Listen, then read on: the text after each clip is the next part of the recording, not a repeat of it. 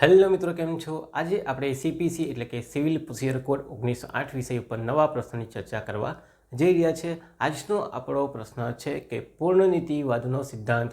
અપવાદ સહિત સમજાવો. ઘણી વખત ખાલી પૂર્ણનીતિવાદનો સિદ્ધાંત જ પૂછવામાં આવે છે, છતાં પણ આપણે અપવાદ તો લખવા જ પડે છે. ચાલો, તો આ સવાલ પૂછાય એટલે સૌથી પહેલાં આપણે આપણા ફોર્મેટ મુજબ પ્રસ્તાવના સમજાવવાની છે, એટલે કે ઇન્ટ્રોડક્શન આપવાનું છે. ત્યાર પછી આપણે પૂર્ણનીતિવાદનો સિદ્ધાંત સમજાવીશું કે પૂર્ણનીતિવાદનો સિદ્ધાંત કોને કહેવામાં આવે.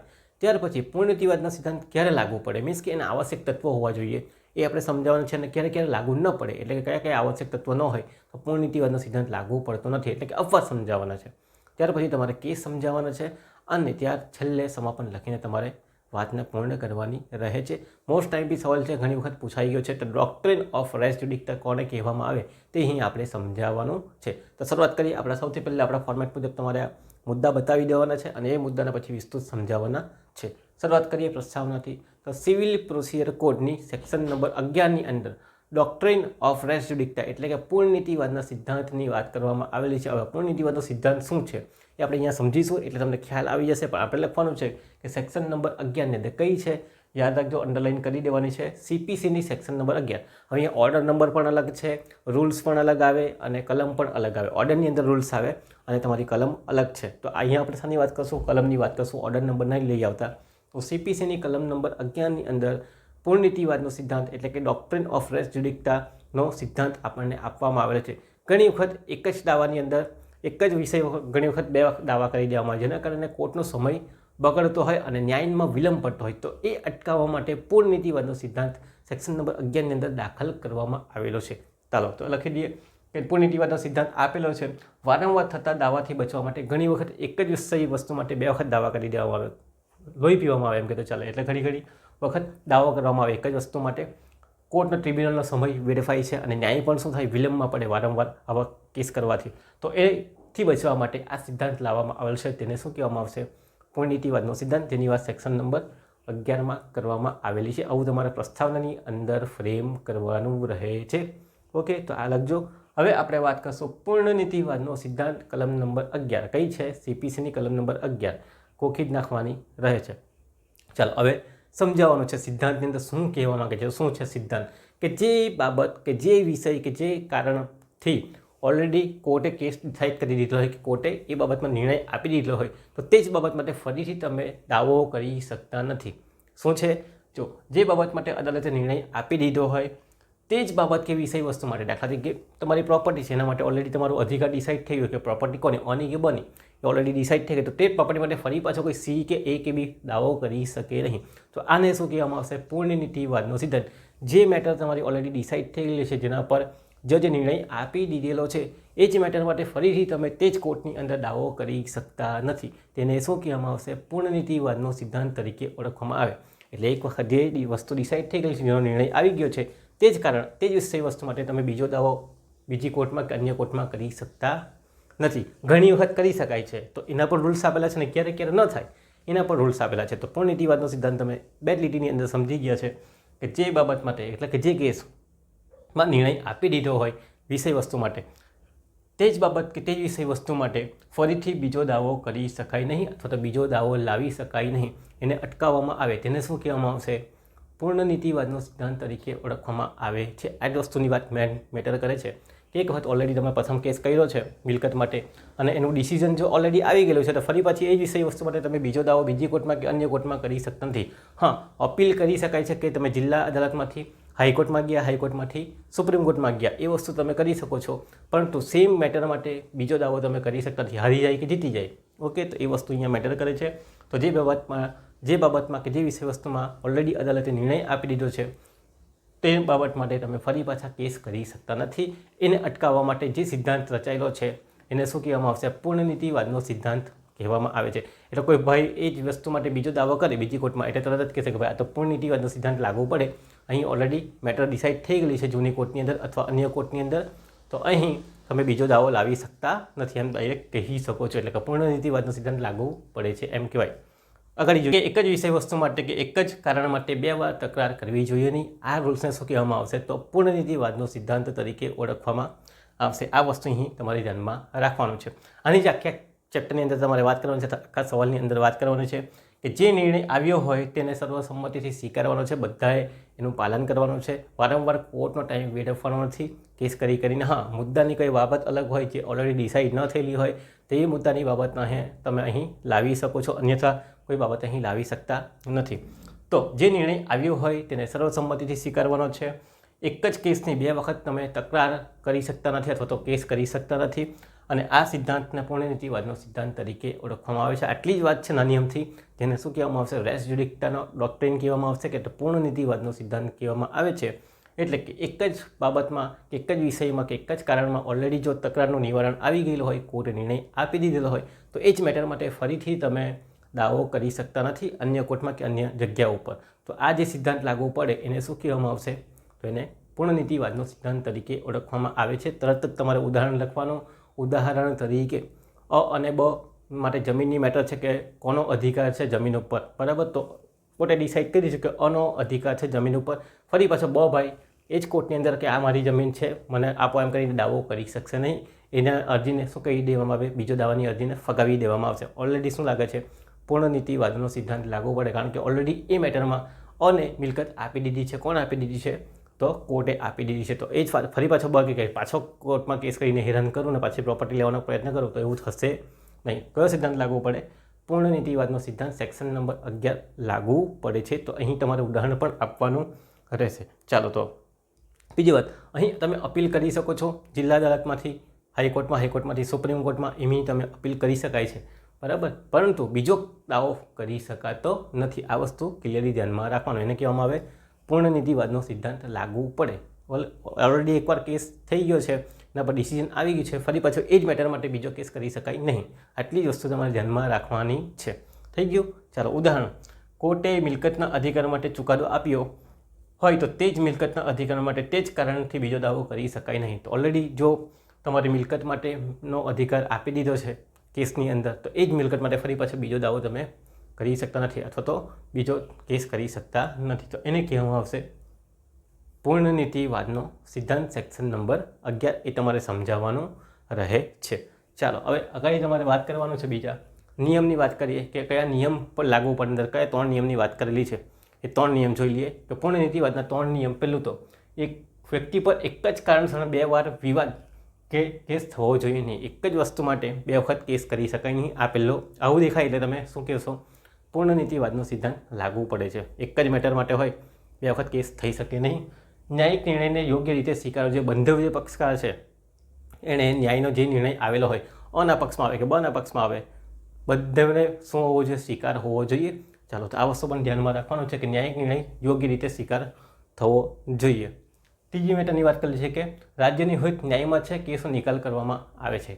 રાજ્યનું હિત શું છે? ન્યાય કરવામાં છે. વારંવાર એને હેરાન કરીને બેવડાવવું જોઈએ નહીં, એટલે કે 2 વખત કેસ કરીને ન્યાયને વિલંબમાં પાડવો જોઈએ નહીં. એની વાત અહીંયા કરેલી છે કે રાજ્યનું હિત શું છે? આ સિદ્ધાંત લાવવા પાછળનું હિત શું છે? કે ન્યાય મળી રહે, લોકોનું હિત જળવાય એના માટે છે. કેસનો નિકાલ કરવો જોઈએ ફટાફટ રીતે ન્યાયે. કોણે? રાજ્યએ. તો એ ન્યાય આપવા માટે રાજ્યનું હિત રહેલું છે. એટલે વારંવાર જો આવી રીતે ચુકાદા આવ્યા કરશે તો કોર્ટનો ટાઈમ વેડફાયા કરશે. એ હેતુથી આ સિદ્ધાંતને લાવવામાં આવેલો છે. એને કહેવામાં આવશે ડોક્ટ્રિન ઓફ રેસ જ્યુડિક્ટા. ચાલો, એટલે કે પૂર્ણનીતિવાદનો સિદ્ધાંત. તો આ 3 નિયમ તમારે ધ્યાનમાં રાખવાના છે. એના પરથી આપણે કહી શકાય છે કે પૂર્ણનીતિવાદનો સિદ્ધાંત આપણને જોવા મળે અથવા તો એના અંદર આ નિયમો લાગુ પડે છે. હવે આપણે વાત કરવાની છે એના હેતુ, કે આ પૂર્ણનીતિવાદના હેતુ કેમ લાવવા. હેતુ મીન્સ કે ક્યાં કામ લાગે, કેમ લાવવામાં આવેલા, પૂર્ણનીતિવાદનો સિદ્ધાંત કેમ લાવવામાં આવેલો. તો વાત કરીશું કે દાવામાં વૃદ્ધિ થતી અટકાવવામાં. વારંવાર દાવા થયા કરે એક જ મેટર માટે, તો પછી દાવામાં વૃદ્ધિ થયા કરશે, બરાબર? એને અટકાવવાના હેતુથી આ લાવવામાં આવેલો. કોર્ટનો કાર્યબોજ કરે છે. એક વખત મેટર ડિસાઇડ થઈ ગઈ છે, નિર્ણય આવી ગઈ છે, ફરી પાછી એ જ મેટર માટે થોડી કંઈ સાંભળવાના વાત સુનાવણી થવાની. તો કોર્ટનો ટાઈમ ઘટાડવા માટે, બગાડતો અટકાવવા માટે, બીજું સમય બચાવવા માટે. ઓકે, તો આ સિદ્ધાંત લાવવામાં ઓલરેડી કેસની મેટર ડિસાઇડ થઈ ગઈ એટલે સમય બચે, ન્યાયનું હિત જળવાય. વારંવાર આવી રીતે ન્યાયને વિલંબમાં પાડતા હોય આવી રીતે કેસ કરીને તો ખોટી બાબત છે. એટલે પૂર્ણનીતિવાદનો સિદ્ધાંત લાવવામાં આવેલો. છતાં 4 હેતુ છે. તમે તમારા શબ્દોમાં લખી શકો, નહીં લખો તો પણ વાંધો નથી, પણ સવાલને તમારે લંબાવવાનો છે કારણ કે વસ્તુ કેવી છે? થોડી નાની છે. ઉદાહરણ આપીને અને એના હેતુ તત્વો આપીને એને તમારે સમજાવવાની રહે છે.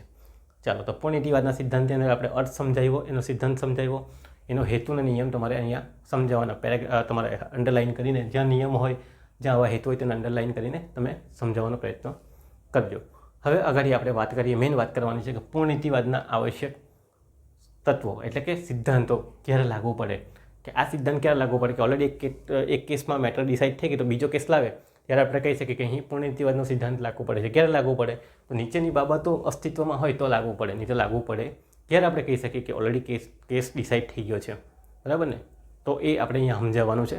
આપણા 5 મુદ્દા છે કે ક્યારે પૂર્ણનીતિવાદનો સિદ્ધાંત લાગુ પડે છે. ચાલો, તો આટલી મેટર હોય ત્યારે લાગુ પડે. હું પહેલે મુદ્દા સમજાવી દઉં, બરાબર? તરત જ. ચાલો, સૌથી પહેલાં એક કેસની અંદર મુદ્દાની બાબત હોય, મુદ્દાની મેઇન બાબત હોય, તે જ કેસથી તે જ મુદ્દાની બાબત માટે બીજો કેસ કરલો હોય તો રિજેક્ટ થઈ જાય, બરાબર? કે પૂર્ણનીતિવાદનો સિદ્ધાંત લાગુ હોય એમ કહેવાય. બીજું, એક જ પક્ષકાર અને પ્રતિનિધિ હોય, જેણે કેસ હોય, પહેલો કેસ ઓલરેડી ડિસાઇડ થઈ ગયેલો હોય, એ જ પક્ષકાર બીજો કેસ કરે તો બી પૂર્ણનીતિવાદનો સિદ્ધાંત લાગુ પડે. ત્રીજું, એક જ હેસિયતથી દાવો કરે, મીન્સ કે વ્યક્તિની હેસિયત એક જ હોય અને એ જ બીજી હેસિયત બીજો દાવો કરે જ્યારે એ જ હેસિયત હોય તો બી શું થઈ જાય? રિજેક્ટ થઈ જાય, બીજો કેસ સંભાળવામાં આવતો નથી. અદાલત સક્ષમ હોય, પહેલી જે અદાલતે કેસ સાંભળ્યો બીજો દાવો પણ તેવો જ દાવો એ જ અદાલતની અંદર એ જ હેસિયતથી કરેલો હોય તો પછી એ પણ રદ થઈ જાય, મીન્સ કે બીજો દાવો સાંભળવામાં ન આવે.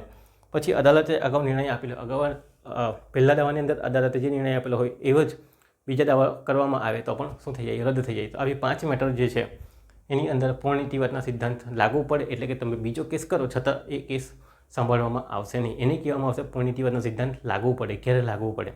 આટલી મેટર હોય ત્યારે લાગુ પડે. ચાલો, એને વિસ્તારથી તમારે સમજાવવાની છે. હવે પહેલા મુદ્દાની આપણે વાત કરીએ કે પૂર્ણનીતિવાદના સિદ્ધાંતની અંદર મુદ્દાની બાબત હોય, પહેલા કેસની અંદર મુદ્દાની બાબત અને બીજા કેસની અંદર મુદ્દાની બાબત કેવી હોય? સેમ હોય તો પૂર્ણનીતિવાદનો સિદ્ધાંત લાગુ પડે. મુદ્દાની બાબત કેવી હોય? એક સરખી હોય. ચાલો, હવે મુદ્દાની બાબત એટલે 3 બાબતની વાત કરેલી છે. મુદ્દાની બાબત કોને કહેવાય? ફેક્ટ, હકીકત કોને કહેવાય? તો એક તો સીધી, બીજી આવે મહત્વની અને ત્રીજી રચનાત્મક હોય. સીધી એટલે સીધી હા કે ના પાડેલી હોય, બંને એક્સેપ્ટ કરેલું હોય કે આ એક જ મેટર છે તેની વાત હોય, એને શું કહેવામાં આવે? સીધી વાત કહેવામાં આવે. સીધી એટલે મુદ્દાની બાબત કહેવામાં આવે. સીધી હોય તેવી સ્વીકાર અને ઇનકાર કરેલો હોય કોઈ મેટરમાં બંને ડાયરેક્ટ કે હા ભાઈ આ વસ્તુ બનેલી છે, હા બનેલી છે, આ વસ્તુ નથી બનેલી. સીધી હા કે ના કરેલી હોય, બંને એક્સેપ્ટ કરેલું હોય અથવા તો ઇનકાર કરેલો હોય તેને કહેવામાં આવે સીધી વાત. બીજી આવે મહત્વની વાત. મહત્વની એટલે કે જ્યારે કેસ આવેલો હોય ત્યારે જે મેટર હોય, કેસની અંદર જે કારણો હોય, જે મુદ્દા હોય, ઓર્ડર નંબર 14ની અંદર મુદ્દાની વાત આવે કે આખો તમે પક્ષ નિવેદન મૂકો પછી એની અંદરથી તમારો જે કારણમાં તફાવત જોવા મળે, એકબીજાનું શું જોવા મળે? વિધ્વંસ જોવા મળે કે કઈ મેટર માટે આ લોકો લડી રહ્યા છે, તો એ જે છે તે મહત્વની બાબતો એટલે એ મુદ્દાની બાબત કહેવાય. તો મહત્વની બાબત અથવા દાવાને લગતા મુદ્દાઓ સરખા હોય પહેલા કેસમાં બી અને બીજા કેસમાં બી તો એ કેવાય થઈ ગઈ મહત્વની બાબત થઈ ગઈ. બીજી રચનાત્મક બાબત, દાખલા તરીકે દાદ માંગવાની હતી 5,000 અને એ જ દાદ પાછી માંગે 5,000 રૂપિયાની, અથવા તો દાદ માંગવાની હતી 10,000 પણ માંગેલી કેટલી? 7,000. એટલે કહેવામાં હોય કે માંગેલી દાદ હોય અથવા માંગી શકાય તેવી દાદ હોય છતાં માંગેલી નથી એવી. દાખલા તરીકે મારા પાસે 10,000 કરવાનો 10,000 માંગવાનો દાવો હતો છતાં બી મેં 7,000 માંગ્યો અને પછી પાછો એ 7,000ના કેસમાં મેટરમાં તમારો નિર્ણય આવી જાય ને પછી તમે 10,000 માટે દાવો કરો તો એ યોગ્ય નથી, કારણ કે ઓલરેડી 7,000માં ડિસાઇડ થઈ ગઈ. તમે ચાહતે તો તે જગ્યા પર તે જ કેસમાં ફર્સ્ટ કેસમાં તમે માંગી શકતા હતા પણ તમે નથી માંગેલી ને પછી પાછા બીજો કેસ કરો કે ભાઈ મારા પાસે 10,000નો દાવો માંગવાની ઈચ્છા હતી ને તમે માંગી નહીં તો એ ચાલશે નહીં. તો દાદ માંગેલી હોય અથવા માંગી શકાતી તેવી હોય છતાં માંગેલી નહીં હોય તો તેને રચનાત્મક તરીકેની બાબત કહી શકાય. ઓકે, તો એક કેસની મેટરની અંદર આ જે બાબતો હોય આવી બાબતો તેને મુદ્દાની બાબત કહેવાય. દાખલા તરીકે સીધી, એ સીધી ખબર પડી જાય કે આ મેટર માટે છે. બીજું મહત્વની, જેમાં કોર્ટે મહત્વના મુદ્દા કાઢેલા હોય. અને ત્રીજું માંગી શકાતી હોય તેવી દાદ હોય ને માંગેલી નહીં હોય છતાં પણ તમે માંગી શકતા હતા અને નથી માંગેલી તો તેવી દાદ હોય. દાખલા તરીકે 10,000 મેં તમને કીધું પણ તમે માંગ્યા 7,000 અને એ કેસ મેટર 7,000માં પતી ગયો પછી પાછો તમે કેવું દાવો કરો બીજો કે ભાઈ મારે તો 10,000 જોઈએ તો નહીં ચાલે. ઓકે, તો આ ઓલરેડી કેસની અંદર મેટર ડિસાઇડ થઈ ગયેલી. તો આ બધી બાબત હોય. ફર્સ્ટ કેસમાં જે બાબતો હતી તે જ સેમ બાબતો આમાંથી કોઈ બી બાબતો પાછી સેકન્ડ કેસની અંદર આવી જાય, બીજા દાવાની અંદર કરવામાં આવે તો પછી કોર્ટ શું કરશે? એ કેસને કેન્સલ કરી દેશે, કારણ કે અગાડી એ બાબતો ડિસાઇડ થઈ ગયેલી. મુદ્દાની બાબત હતી તો મુદ્દાની બાબતની અંદર પાછા 3 તમારે પેરેગ્રાફ પાડી દેવાના અથવા તો ચાર્ટ બનાવી દેવાનું. સીધી વાત, મહત્વની વાત અને રચનાત્મક હોય. ઓકે, તો આ વાત તમારે અહીંયા ડિસ્ક્રાઇબમાં લખવાની છે. મુદ્દાની બાબત હોય તો પછી કેસ તમારો રિજેક્ટ થઈ જાય, મીન્સ કે પૂર્ણનીતિવાદનો સિદ્ધાંત લાગુ પડે. ફર્સ્ટ કેસમાં બી એ જ બાબત હોય, સેકન્ડ કેસમાં બી એ જ બાબત હોય. તો ચાલો, તો એ તમે લખવાની છે, સમજાવવાની છે પેરેગ્રાફ પાડીને અને હાઇલાઇટ કરીને, અથવા તો તમે અહીંયા ચાર્ટ બી બનાવી શકો છો સીધી, મહત્વની અને રચનાત્મક, પછી એને વારાફરતી સમજાવી શકો છો. તો તમારો ક્વેશ્ચનનો આન્સર બહુ હાઇલાઇટ ને મસ્ત બને. અને તમારા સામેવાળાને ખબર જ પડી કે આને બધું આવડે છે, માર્ક્સ બી તમે ઇઝીલી ખેંચી શકો છો આવા સવાલની અંદર. ચલો પછી પેરેગ્રાફ લખો તો મતલબ રહેતો નથી. એક જ પક્ષકાર અને પ્રતિનિધિ હોય. ફર્સ્ટ કેસમાં જે પક્ષકાર હતા અને પ્રતિનિધિ તે જ પક્ષકાર અને પ્રતિનિધિ બીજા કેસમાં આવી જાય. પણ અહીંયા મેટર એ છે કે અલગ બાબત છે કે એક જ બાબત છે. ચાલો જોઈ લઈએ. દાવાના પક્ષકારો એક જ હોય, મીન્સ કે અ અને બ જે પહેલા કેસમાં હતા જ પાછા બીજો કેસ પેલો અને બ કરે. મુદ્દા કેવા હોવા જોઈએ? સરખા. મુદ્દા એટલે આ બાબતો, આમાંથી કોઈ બી એક બાબત હોય એ સરખી હોય, કારણ હોય એ પણ કેવા હોય? સરખો હોય, અને શુદ્ધ બુદ્ધિથી નિર્ણય આપેલો હોય. કોર્ટે જે બી કેસની અંદર સુનાવણી કરેલી એ શુદ્ધ બુદ્ધિથી કરેલી હોય તો પછી બીજો કેસ કરે તો તરત જ ઉડાઈને ફેંકી દેશે. ભાઈ અરજી કેન્સલ. કેમ કેન્સલ? કારણ કે દાવાના પક્ષકારો કરતા ઓલરેડી કેવા હતા? એક જ હતા. એને ઓલરેડી ફર્સ્ટ ટાઈમ જ્યારે કેસ કર્યો ત્યારે જ બધી વાત કરી દીધેલી હશે. પાછી બીજી વખત શું કરવાનો એમ. તો ફર્સ્ટ ટાઈમમાં જે ડિસાઇડ થઈ ગયેલો હશે. એટલે દાવાના પક્ષકાર એક જ હોય, મુદ્દા પણ સરખા હતા ત્યારે જે મુદ્દા બધા ડિસ્ક્રાઇબ કરી દેવાના હોય. ફર્સ્ટ કેસની અંદર કારણ પણ કેવું હતું? એક જ હોય, બરાબર. અથવા તો 3 કારણ હતા, એમાંથી 2 ડિસાઇડ થયા, એક નહીં આપેલું હતું. આમ એ ચાહતે અહીંયા આપવું જ હતું તો પણ નહીં આપેલું. અને શુદ્ધ બુદ્ધિથી જો કોર્ટે નિર્ણય કરેલો હોય તો બીજો દાવો શું કરવામાં આવે? કેન્સલ કરવામાં આવે. એટલે પક્ષકારો જ્યારે એક સરખા હોય, મેટર પણ એક સરખી હોય, કારણ પણ એક સરખો હોય, યા 2 હોય તો 2માંથી 3 હોય તો શુદ્ધ બુદ્ધિથી નિર્ણય જો કરવામાં આવેલો હોય સુનાવણી કરીને, બરાબર, તો પછી બીજો દાવો શું કરવામાં આવે? કેન્સલ કરવામાં આવે. કેન્સલ કરવામાં આવે એટલે પૂર્ણ નીતિવાદનો સિદ્ધાંત લાગુ પડે છે એમ કહેવામાં આવે છે. આટલું તમારે અહીંયા લખવાનું છે. જ્યારે પ્રતિનિધિ અને પક્ષકાર એક જ હોય, મીન્સ કે અ અને બ કેવા હતા? એને કેસ કરેલો ફર્સ્ટ ટાઈમ, ફરી પાછો બોએ સેમ મેટર માટે કેસ કર્યો, બરાબર. 5,000 કે 7,000 માંગ્યા. આ વખતે કોર્ટે કીધું ભાઈ તમને ઓલરેડી અહીંયા આ હતું જ, રચનાત્મક તમારી દાદ હતી, તમે માંગી નહીં, રદ કેસ. ઓકે, ઓલરેડી આ પૂર્ણ નીતિવાદનો સિદ્ધાંત છે આને કહેવાય. ગાડી તમે માંગવા જોઈએ તો તમે માંગી નહીં, બરાબર. ત્રીજી મેટર, એક જ હેસિયતથી દાવો કરેલો હોય. એક જ વ્યક્તિ અલગ અલગ હેસિયતથી દાવો કરે તો વાંધો નથી આવતો, બરાબર. પણ એક જ હેસિયતથી દાવો કરે તો પછી એ પણ શું થઈ જાય? રદ કરી નાખવામાં આવે. દાખલા તરીકે અ જે છે તે ફર્સ્ટ ટાઈમ જે દાવો કરે છે તો શેર હોલ્ડર તરીકે દાવો કરે છે, બરાબર. અને બીજી વાર એના પર નિર્ણય થઈ ગયો છે. બીજી વાર દાવો કરે છે તો કંપનીનો ભાગીદાર તરીકે દાવો કરે છે. હવે શેર હોલ્ડર અને કંપનીના ભાગીદારની તમે વાત કરો તો બંને કેવા છે? એક જ હરખા કહેવાય, અલગ અલગ કહેવાતા નથી. હા, કંપનીનો મેનેજર હોય પછી કોઈ બીજી વ્યક્તિ હોય તો વાત અલગ થઈ જાય, પણ કંપનીનો ભાગીદાર એટલે એ શેર હોલ્ડર કહેવાય. નોર્મલ બી શેર હોલ્ડર તે બી શેર હોલ્ડર કહેવાય, બરાબર ને. તો આવું છે કે એક જ હેસિયત કહેવાય. આમ બંનેનો મિનિંગ એક જ, અલગ અલગ નથી. હા, પુત્ર તરીકે દાવો કરે અને પછી કંપનીના માલિક તરીકે દાવો કરે તો બંને આ પુત્ર તરીકેનો દાવો અલગ થઈ ગયો પ્રોપર્ટીમાં, અને કંપનીના મેનેજર તરીકેનો દાવો અલગ થઈ ગયો. પણ જ્યારે હેસિયત એક જ હોય તો ત્યારે દાવો શું કરી દેવામાં આવે? રદ કરી દેવામાં આવે. તો અહીંયા ધ્યાનમાં રાખવાનું છે, એક જ હેસિયતથી દાવો. અગાઉના કેસનો અને હાલનો દાવો, એટલે કે અગાઉનો કેસ જ્યારે કરેલો અને હાલનો દાવો એક જ હેસિયતથી થયેલો હોય. હેસિયત પાછી કેવી હોય? સમાન હોય. ઉદાહરણ તરીકે મેં કીધું, એક જ દાવો શેર હોલ્ડર તરીકે કરેલો હતો અને બીજો દાવો કંપનીના ભાગીદાર તરીકે કરે. એટલે ભાગીદાર એટલે કંપનીનો એ બી શેર હોલ્ડર જ કહેવાય, એમાં ભાગ જ લે છે. શેર હોલ્ડર બી એના તો પૈસા રોકેલા હોય, ભાગીદાર બી એના પૈસા રોકેલા હોય. અંદરનો દાવો કેવો છે? એક જ છે. ચાહતે તો ફર્સ્ટ ટાઈમ જ્યારે દાવો કરે ત્યારે જ એ કહી દે હું કંપનીનો શેર હોલ્ડર પ્લસ ભાગીદાર છું, એમ કહી શકતો હતો, બરાબર ને, મેટરની અંદર. તો આ વસ્તુ છે. તો જ્યારે બીજી વખત તમે કેસ કરો અલગ રીતે તો પછી એ કેસને રદ કરી દેવામાં આવે, સાંભળવામાં આવતો નથી. કયો સિદ્ધાંત લાગુ પડે? પૂર્ણ નીતિવાદનો સિદ્ધાંત લાગુ પડે. એટલે એક જ હેસિયતથી દાવો કરવામાં આવે ત્યારે પૂર્ણ નીતિવાદનો સિદ્ધાંત લાગવું પડે. મેં તમને ઉદાહરણ આપીને સમજાવ્યું, તમારે પણ એવી રીતે સમજાવવાનું રહે છે. ચોથા મુદ્દાની વાત કરીએ કે ક્યારે પૂર્ણ નીતિવાદનો સિદ્ધાંત લાગવું પડે, કઈ તત્વ હોય તો? અદાલતની સક્ષમતા. પ્રથમ દાવો ચલાવવાની સક્ષમતા હોય તેવો જ બીજો દાવો ચલાવવાની સક્ષમતા હોય અને એ મેટર સમાન હોય. પહેલી વખત જ્યારે મેટર ચલાવેલી એના પાસે જે હુકુમત હતી, બીજી વખત જ્યારે મેટર ચલાવશે ત્યારે પાસે બે જ હુકુમત હશે અને કારણ પણ એક જ હશે. તો ત્યારે સંજોગોની અંદર જો અદાલત સક્ષમ હશે તો બીજો દાવો શું કરશે? રદ કરશે. કારણ કે એ કહેશે કે ભાઈ પહેલી વખત જ તમારે બધું કહી દેવાનું તો પાછો બીજી વખત શું કામ લાવ્યા? ઓકે, તો આ ધ્યાનમાં રાખવાનું છે કે પ્રથમ દાવો ચલાવવાની સક્ષમતા હોય. ફર્સ્ટ ટાઈમ જ્યારે દાવો સાંભળવાની એની ઈચ્છા હતી, બરાબર, તેવો જ બીજો દાવો ચલાવવાની સક્ષમતા બી હોય અને સમાન હુકુમત કેવી હોય? સમાન હોય.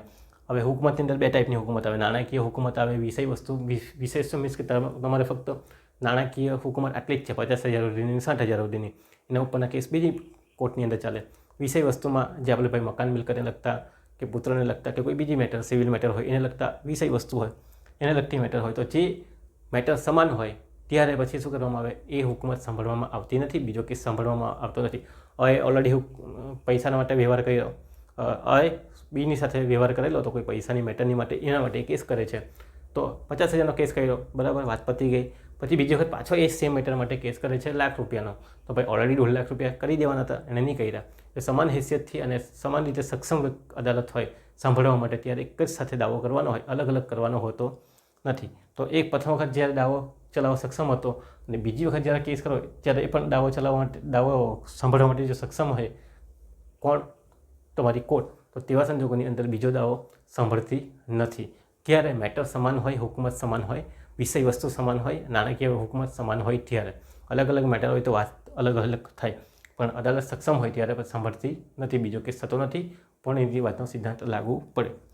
અદાલતે આખરી નિર્ણય આપ્યો હોય, અદાલતે સુનાવણી કરીને, બંધોની તપાસ કરીને, યોગ્ય ચોખવટ કરીને જ્યારે નિર્ણય આપેલો હોય તો એ જ મેટર માટે ફરી પાછો બીજો તમે દાવો કરી શકતા નથી. તો એ પણ અહીં વાત કરેલી છે કે અદાલતે આખરી નિર્ણય આપેલો હોય, અદાલતે દલીલો સાંભળીને સીધી બાબત પર આખરી નિર્ણય આપ્યો હોય, સીધી એટલે કે મુદ્દાની બાબત ઉપર, તે જ બાબત માટે બીજો દાવ આવે, તે જ બાબત માટે બીજી દાવ આવે તો પછી એને રદ કરી દેવામાં આવે, પૂર્ણનીતિવાદનો સિદ્ધાંત લાગુ પડે.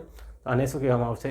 તો પૂર્ણનીતિવાદનો સિદ્ધાંત ક્યારે લાગુ પડે? તો નીચેના મુદ્દાઓ હોય તો પૂર્ણનીતિવાદનો સિદ્ધાંત લાગુ પડે. એટલે કે આપણે ફરી પાછું રિવિઝન કરી જઈએ કે મુદ્દાની બાબત સમાન હોય પહેલા કેસમાં, બીજાની કેસમાં, તો પછી પૂર્ણનીતિવાદનો સિદ્ધાંત લાગુ પડે. એમાં પણ સીધી, રચનાત્મક અને મહત્ત્વની બાબત. બીજું, એક જ પક્ષકાર અને પ્રતિનિધિ હોય, પક્ષકારો કેવા હોય? સેમ હોય, અને અંદરની મુદ્દાની બાબત બી સેમ હોય, અંદરના કારણો બી સેમ હોય, તો ત્યારે પછી પૂર્ણનીતિવાદનો સિદ્ધાંત લાગુ પડે. એક જ હેસિયતથી દાવો કરેલો હોય, બંધની હેસિયત, પહેલો દાવો અને બીજો દાવો કરે ત્યારે હેસિયત કેવી હોય? સમાન અને સરખી હોય, માંગણી પણ સરખી હોય અથવા તો અલગ અલગ હોય, ત્યારે પણ પૂર્ણનીતિવાદનો સિદ્ધાંત લાગુ પડે.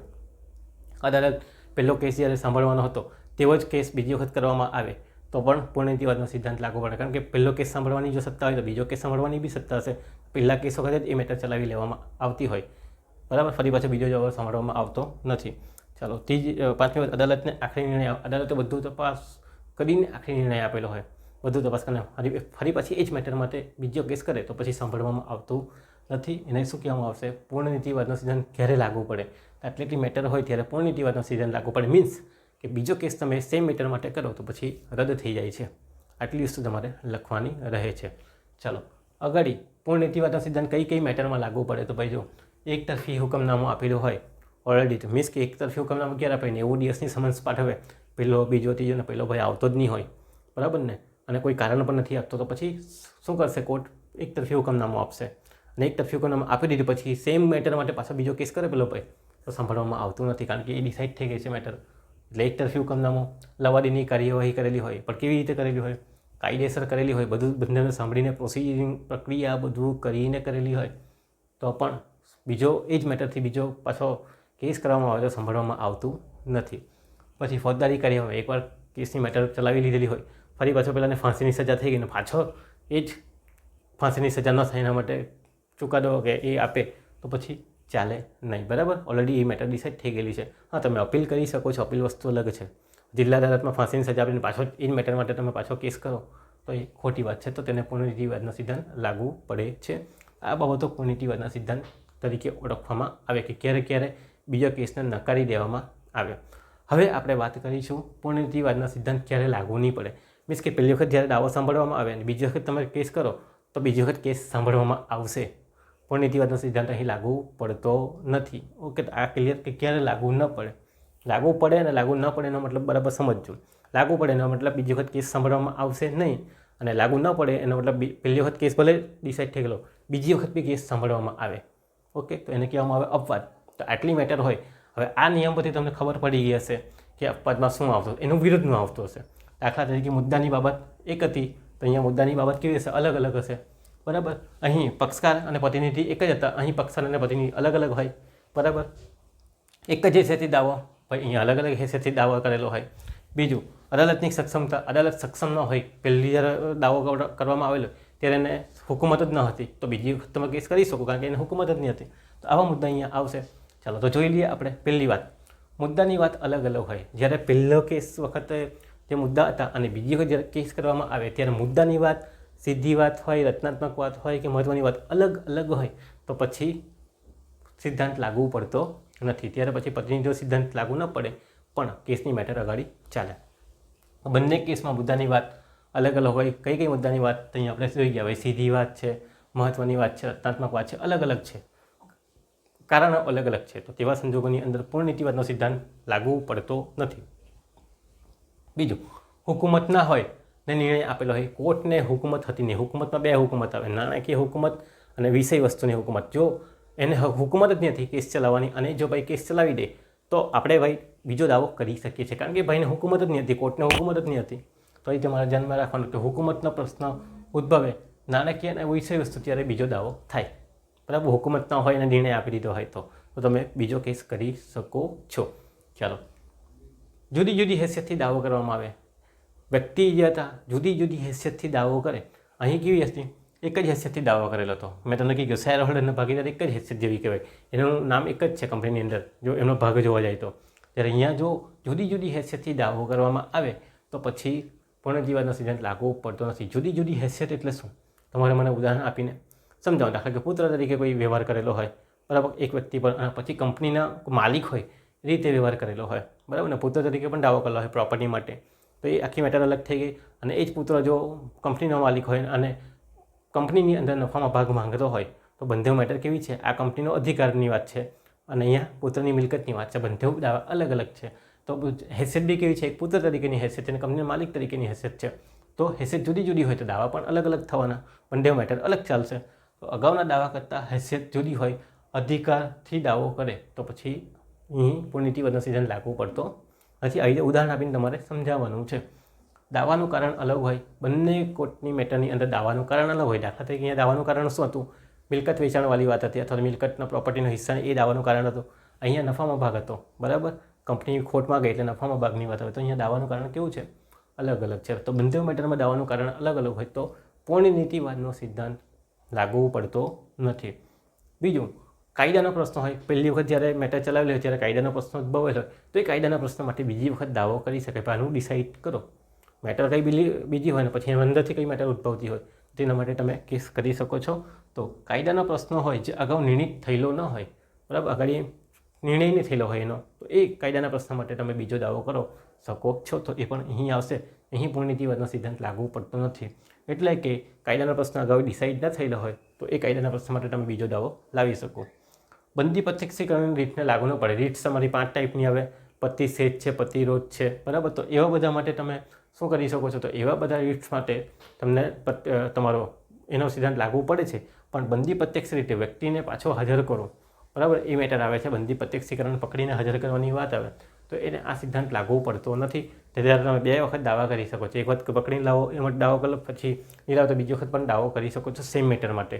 તો એ વાત છે, બંદી પ્રત્યક્ષીકરણ રીતને એ લાગુ પડતી નથી. કયો સિદ્ધાંત? આ સિદ્ધાંત. તો આટલી મેટર તમારે ચલાવવાની છે, બરાબર. એટલે કે જવાબની અંદર લખવાનું છે 5 મુદ્દા, 6 મુદ્દા. હવે આપણે વાત કરીશું કેસની અંદર. તો અત્યાર સુધી આપણે જોયું પ્રસ્તાવના સેક્શન નંબર 11ની અંદર પતિ તમારો એનો સિદ્ધાંત, બરાબર.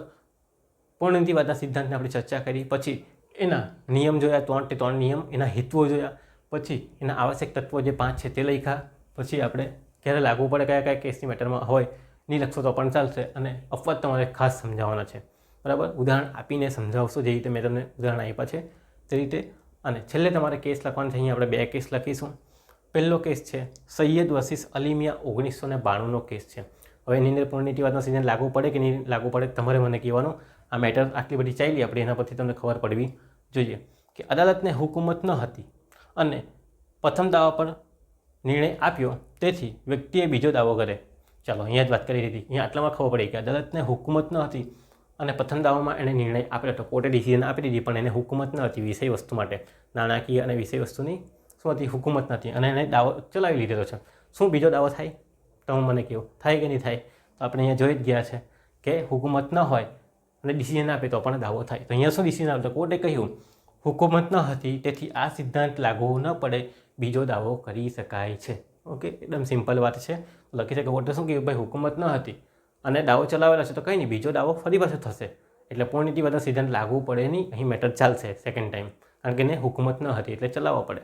તો સૈયદ વર્સિસ અલીમિયા 1992ના કેસમાં તમારે હુકુમત ન હતી એ સમજાવવાનું છે. બીજા કેસની વાત કરીએ.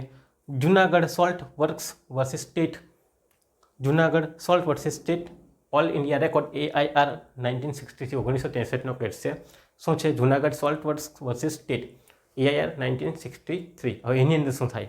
કે ગુજરાતના હાઈકોર્ટે કહ્યું કે એક વખત જે કારણથી રીટ્સ રદ થઈ ગઈ હોય તો 226 અંતર્ગત તે જ કારણથી બીજી રીટ્સ માંગી શકાય નહીં. તો બંધારણીય પ્રત્યક્ષીકરણ રીત અપવાદ છે, અહીંયા મેં તમને સમજાવી ગયો છે. કોઈ બી રીટ્સ કરેલી હોય, ગુજરાત હાઈકોર્ટે એક વખત રીટ રદ કરી નાખી, પછી કોઈ બી રીટ્સ અહીંયા પ્રતિરોધની હતી, પ્રતિષેધની એવું કોઈ ઉલ્લેખ નથી કરેલો, પણ અહીંયા એમ કહેવા માંગે છે કે એક વખત તમારી રીટ રદ થઈ ગઈ હોય તો એ જ મેટર માટે ફરી પાછી તમે રીટ્સ કરી શકતા નથી. હા, બંદી પ્રત્યક્ષીકરણની રીટ હોય તો તમે કરી શકો છો, અધરવાઇઝ તમે રીટ્સ કરી શકતા નથી. રીટ્સ એટલે તમારી દાવા. તો ગુજરાત હાઈકોર્ટે કહ્યું કે એક વખત તમે એક જ કારણથી એક જ કારણથી તમારી રીટ્સ રદ થઈ ગઈ હોય તો એ જ અંતર્ગત એ જ કારણ માટે બીજી રીટ્સ તમે કરી શકતા નથી. 226 અંતર્ગત આવે છે અને 32 હેઠળ સુપ્રીમ કોર્ટની અંદર રીટ્સ આવે છે, આજ્ઞાપત્રો તરીકે ઓળખવામાં આવે. અને ગુજરાતીમાં તમે કેવું તો આજ્ઞાપત્રો, બરાબર. અનુચ્છેદ 32 અને 226 અંદર એ લાગુ પડે છે. તો મેં અહીંયા કહી ગયો બંદી પ્રત્યક્ષીકરણને લાગુ પડતી નથી. ઓકે, તો આટલી મેટર તમારે સમજાવવાની, આ 2 કેસ સમજાવવાના છે અને છેલ્લે તમારે સમાપન લખવાનું છે. સમાપનમાં આપણે શું લખીશું કે ભાઈ જ્યારે કોર્ટ એક જ કેસની અંદર દાવો ડિસાઇડ થઈ ગયો હોય, એક જ મેટર, એક જ કારણ હોય, તે જ કારણ માટે બીજો દાવો લાવી શકાય નહીં.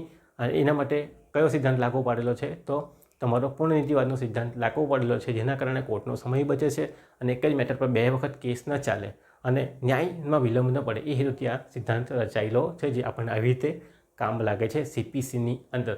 એના અપવાદો પણ આપણે જોઈ ગયા છે અને એના તત્વો પણ જોઈ ગયા છે, જે તત્વોના આધારે ક્યારે લાગુ ન પડે અને તત્વોના આધારે ક્યારે લાગુ પાડી શકાય એ અંગેની વાત આપણે અહીંયા આ સેક્શન નંબર 11ની અંદર જોઈ ગયા છે. તો પૂછાય તો તમારે આ રીતે એને આખું ફ્રેમ કરવાનું રહેશે. ઓકે, બીજા સવાલ સાથે આપણે ફરી પાછા મળીશું. ત્યાં સુધી તમારો આભાર.